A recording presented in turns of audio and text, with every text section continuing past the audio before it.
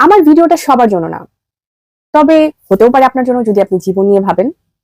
আজকে সকালবেলা উঠে ভাবছিলাম, দেখেন, জীবনে আমাদের প্রতিদিন কত রকমের প্রবলেম থাকে, কত রকমের কষ্ট, কত রকমের অসুবিধে, কত কিছু, কিন্তু তারপরে কিন্তু জীবন আমাদের যেটা সেটা কিন্তু চলেই যায়।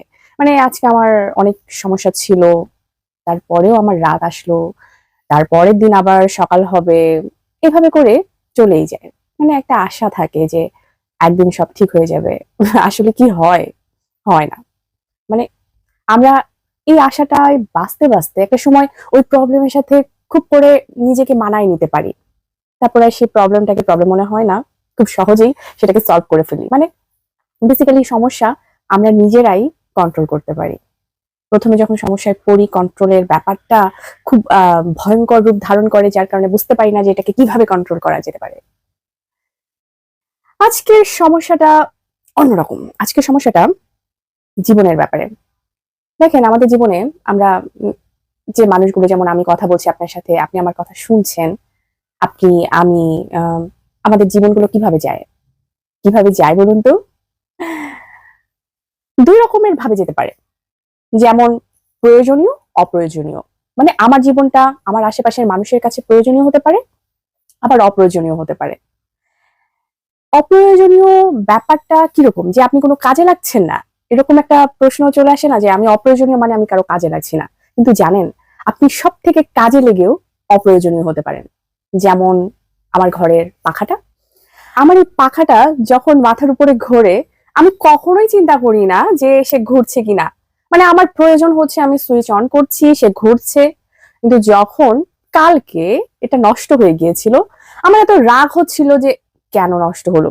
শুধু আমার না, আমার মনে হয় অনেকেরই এটা হয়, যে হঠাৎ করে পাখাটা নষ্ট হয়ে গেলে খুব করে আমরা গালি দেই।